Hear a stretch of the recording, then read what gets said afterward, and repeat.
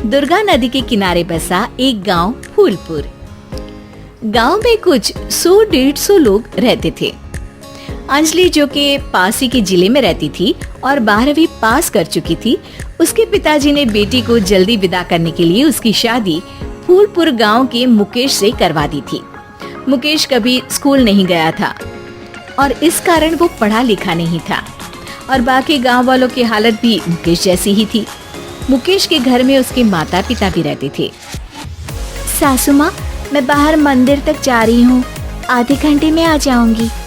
अरे अभी कहीं जाने की जरूरत नहीं है, चुपचाप जाके रसोई में रात के खाने की तैयारी करो। और ये घूंघट क्यों हटा लिया है तुमने? क्या पता नहीं कि इस गांव में औरतें बिना घूंघट के नहीं रहती। रात में अंजलि छत पर जाकर अपनी मम्मी से बात कर रही होती है। तभी गांव की 3-4 औरतें उसे देख लेती है और दरवाजे पर आकर उसकी सास से शिकायत करने लगती है। और क्या हुआ? अरे छत पे तो देखो, आपकी बहू मटक मटक के किसी से फोन पर बात कर रही है। दिन भर फोन पे लगी रहती है।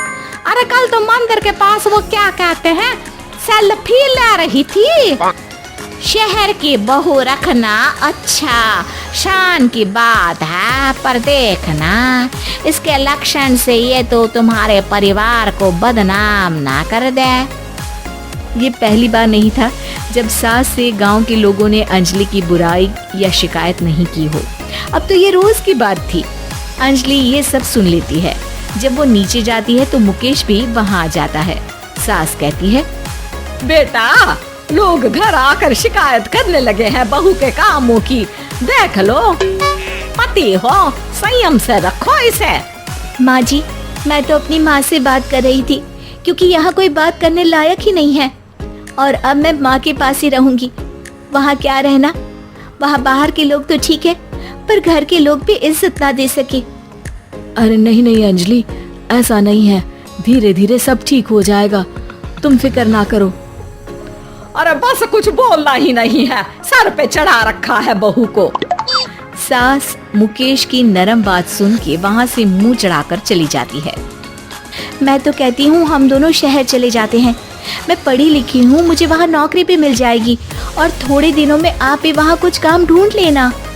अरे नहीं नहीं अंजलि, हम यहाँ ना गांव का खेत, माँ पिताजी को छोड़कर शहर नहीं जा सकते। माँ पिताजी को कैसा लगेगा और गांव वाले क्या सोचेंगे? ये कहकर मुकेश सोने चला जाता है और अंजलि की गांव वालों द्वारा बुराई का सिलसिला बहुत दिनों तक चलता ही रहता है। लेकिन अंजलि गुस्सा ना दिखाते हुए समझदारी से काम लेती है। बारिश का मौसम चालू हो जाता है। जोरदार बारिश से पूरे गांव में हाहाकार मच जाता है। दुर्गा नदी में बाढ़ आ जाती है और बाढ़ का पानी पूरे गांव की फसल तबाह कर देता है। फसल की ये हालत देखकर गांव वाले निराश हो जाते हैं और बात तो यहाँ तक पहुँच जाती है कि कुछ लोग तो अंजलि को इस सब का दोषी ठहरा देते हैं। अरे पूरी फसल तबाह हो गई, पता नहीं किसकी नजर लग गई है। अरे जब से चौधरी परिवार में ये शहर की बहू आई है ना, तब से ही गांव की शांति चली गई है। इसके कर्म कांड से माँ दुर्गा नदी भी खुश नहीं है। ये सब सुनकर बेचारी अंजलि रोते हुए अपने घर चली जाती है। कुछ दिन बाद सभी गांव वाले अपनी फसल का मुआवजा लेकर अपने अपने घर आते हैं। मुकेश भी 1500 लेकर आता है। अंजलि को जब पासबुक दिखाता है तो अंजलि हैरान हो जाती है।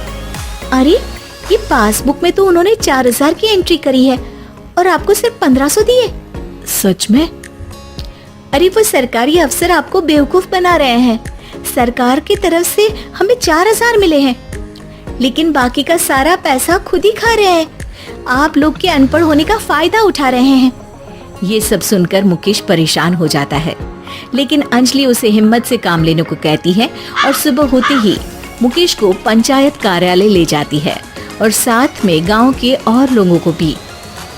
आप सरकारी बाबू क्या गांव के लोगों को बेवकूफ समझते हैं? आपको क्या लगता है ये पढ़े लिखे नहीं है तो आप कुछ भी मनमानी करेंगे? ये बेचारे दिन रात इतनी मेहनत करते हैं, ये हमारे अन्नदाता हैं और आप इनके साथ ऐसा धोखा करते हैं। अरे क्या बके जा रही है ये लड़की, किस धोखे की बात कर रही है? अपने कांड करके नदी माँ को नाराज करके हमारा नुकसान करके इसे चैन नहीं मिला क्या? सरपंच जी, इन सरकारी बाबू ने मुझे बेवकूफ बनाया है और मेरे हिस्से के पैसे खुद चट कर गए। बस ये सुनते ही सरपंच वहाँ से दुम दबाकर भाग जाता है। पता चलता है कि जनपद अधिकारियों ने गांव के सरपंच के साथ मिलकर सबके साथ धोखा किया है। सब लोगों का विरोध शुरू हो जाता है और आखिर में अधिकारी सब गांव वालों के हिस्सों के बचे हुए पैसे उन्हें लौटा देते हैं और कई दिन तक सरपंच गांव में लौटता ही नहीं। अंजलि, तुम नहीं होती तो हम गांव वालों को तो पता ही नहीं चलता कि ये हमें हर बार बेवकूफ बनाते हैं। हाँ हाँ अंजलि बेटी, हमें माफ कर दो। हम सब तुम्हें बुरा भला कहते रहे, लेकिन तुमने ही आज हमें बेवकूफ बनाने से बचाया है। हमें तुम पर गर्व है बेटी। अब समझ आया कि सरपंच तुमसे नहीं, तुम्हारे पढ़े लिखे होने से नफरत करता था। क्यों ना इस बार हम अंजलि को ही सरपंच पद के लिए चुन ले? क्या कहते हो गांव वालों? पढ़ी लिखी सरपंच।